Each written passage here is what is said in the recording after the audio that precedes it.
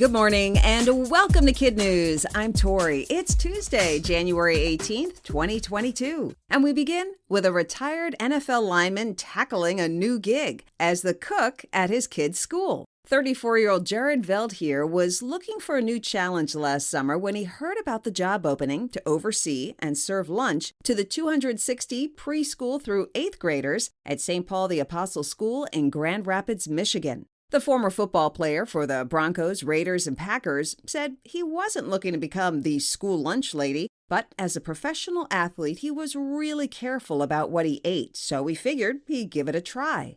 Right away, there were big changes on the menu. No more greasy pizza, chicken nuggets, or sugary desserts. Instead, students got served tasty dishes like carnitas, mashed cauliflower, and Korean beef bulgogi. Veldheer admits it took a while to capture some trust from the kids, adding kindergartners were his toughest critics. But with patience, artful food presentation, a side of music, and lots of enthusiasm, he's won over even the pickiest eaters.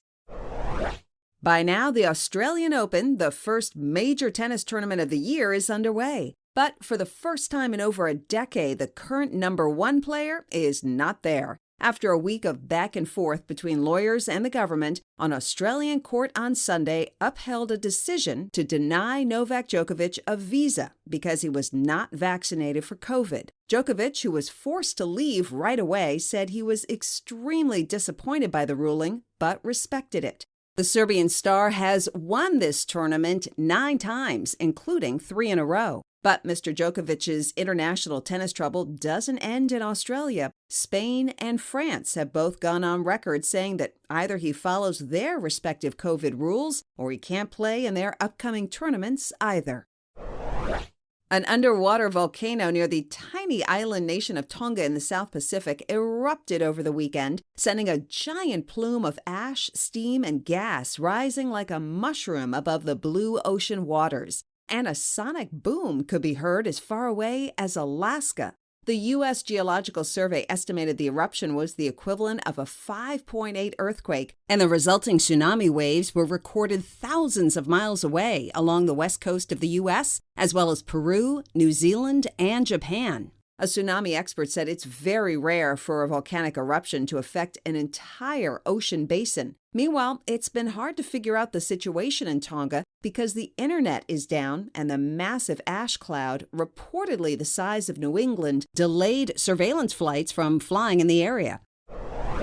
Spider-Man continues to weave his magic. A single page from a 1984 Spider-Man comic book just sold at an auction in Dallas for a record $3.3 million. The drawing on the page is the first appearance of Spidey's black suit and would eventually lead to the character Venom. Spider-Man was invented by Stan Lee, a writer and former president of Marvel Comics, who also created some of the world's most recognized superheroes like the Incredible Hulk, Iron Man, and the Fantastic Four. At the same auction last week, one of the few surviving copies of Superman's debut, Action Comics #1, sold for $3.1 million, making it among the most expensive books ever sold. None of the buyers or sellers were identified.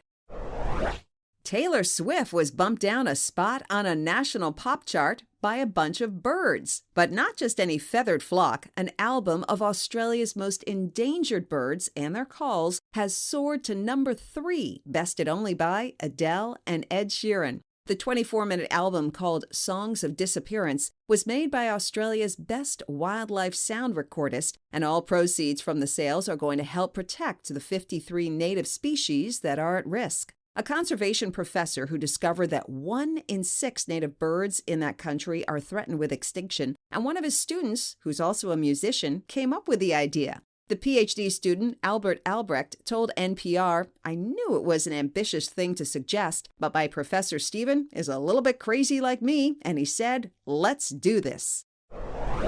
That's it for KidNuz. Now, our KidNuz quiz. A dad who is now in charge of lunches at his kid's school used to be what? A pro football player. How many times has Novak Djokovic won the Australian Open? 9 times. A huge underwater volcanic eruption happened near what small island nation? Tonga. A single page from a Marvel's comic book that just sold for a record amount features what superhero? Spider-Man. In our Kid News Kicker, yesterday was Martin Luther King Jr. Day in the U.S. It's a day to not only honor the legacy of the American civil rights activist, but is also designated as a National Day of Service, a day on, not a day off, with Americans encouraged to celebrate the occasion by participating in service activities to help their local communities. Dr. King was born on January 15, 1929, in Atlanta, Georgia, a part of the country where segregation was the law at the time. Black and white people went to different schools, ate at different restaurants, and sat apart in specially marked areas on buses and trains. After college, Dr. King became a minister and organized peaceful protests and boycotts to fight racial discrimination that ultimately led to Congress signing the Civil Rights Act in 1964. Before we go, we want to give a big Kid News shout out to our terrific teachers and their students, Mrs. Rahman at P23Q in Bayside, New York, Mrs. Chipman at Valley Vista Elementary, and Mr. Wilbert at SBCSS, both in Rancho Cucamonga, California, Miss Ladd at St. Paul Christian Academy at Nashville, Tennessee, and Mrs. Collado Monahan at Elizabeth Lee Black School, which is helping make dreams come true, in Erie, Pennsylvania. Thanks for listening. It really helps if you rate and review us wherever you get your podcasts. We hope you tune in for more Kid News tomorrow morning.